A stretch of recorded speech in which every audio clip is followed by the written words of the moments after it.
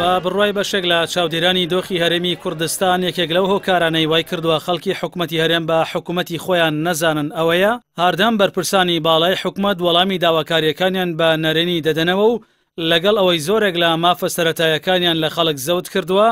لە کاتی خۆپیشاندان و گردبوونەوەکانیشدا لە بری جێبەجێکردنی خواستەکانیان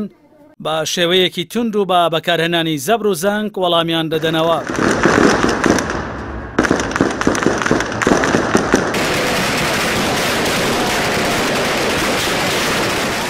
لە سەروبەندی خۆپیشاندانەکانی هەفتەی شوباتی 10 ساڵ لەمەوبەر و خۆپیشاندانەکانی ساڵی ڕابردوودا چەندین گەنج و مێرمناڵ بە گولەی هێزە ئەمنیەکان شەهیدکران و دەیان خۆپیشاندەر پێکران و بریندارکران. دوایین نمونەی بەکارهێنانی زەبر و زەنگی هێزە ئەمنیەکانی حکوومەت بەرامبەر خۆپیشاندانی ئەم چەند ڕۆژەی دوای قوتابیان بوو بۆ گێڕانەوەی دەرماڵەکانیان. لە بەرامبەردا حکوومەت لە بری وەڵامی ئەرێنی داواکاریەکان و ئاشکردنەوەی خەڵک بە تایبەت گەنجان دووبارە بە سەپاندنی دۆخی ئەمنی توند ڕوبەڕووی خۆپیشاندەران وەستایەوە و وەک هەمیشە چەندین تۆمەتی ناپاکی و تێکدان و ئاژاوەژێڕی ئاراستە کردن. گەرچی حکوومەتی هەرێم وەک زۆرێک لە حکوومەتەکانی دیکەی ئەم ناوچەیە خۆی بە حکوومەتێکی دیموکراسی ناساندووە کە ڕێز لە مافەکانی مرۆڤ و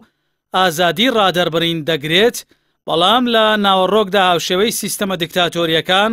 بەردەوام لە بەرامبەر خواستەکانی خەڵکدا پەنا بۆ هێزی سەربازی و هەڕەشە و پەلاماردانی ڕۆژنامەنووسان و گرتنی چالاکوانان دەبات بە مەبەستی سەرکوردکردنی ناڕەزایەتیەکان. هەرچەندە دانیشتوانی هەرێمی کوردستان 30 ساڵە لەژێر دەسەڵاتی کوردیدا ژیان بەڕێ دەکەن، بەڵام لە هەموو کات زیاتر ئینتیمای نیشتیمانی و خۆشەویستی بۆ خاک و سیمبل و دامەزراوە نیشتیمانیەکان لە نێوچینەکانی کۆمەڵگا و بە تایبەتیش لە نێوان گەنجاندا دابەزیوە و کەسانێکی کەم دامەزراوە نیشتیمانیەکان و هێز ئەمنیەکان بەهی خۆیان دەزانن. هۆکاری سەرەکی ئەمەش خودی دەسەڵاتدارانن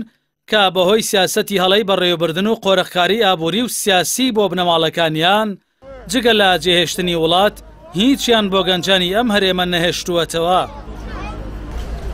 چاودێرانی بارودۆخ و ناڕەزایەتیەکانی هەرێمی کوردستان دووپاتی دەکەنەوە تا ئێستا عەقڵیەتی زاڵ بەسەر سیاسەت و ئیدارەدانی حکوومەتی هەرێم هەمان عەقڵیەتی ساڵانی ڕابردووە کە لە بری گوێگرتن بۆ داواکاری خەڵک و پلاندانان بۆ وەڵامدانەوەیان پەنا بۆ ڕێگە کلاسیکی و خراپەکە دەبات کە کۆتای پێهێنانی ناڕەزایەتیەکانە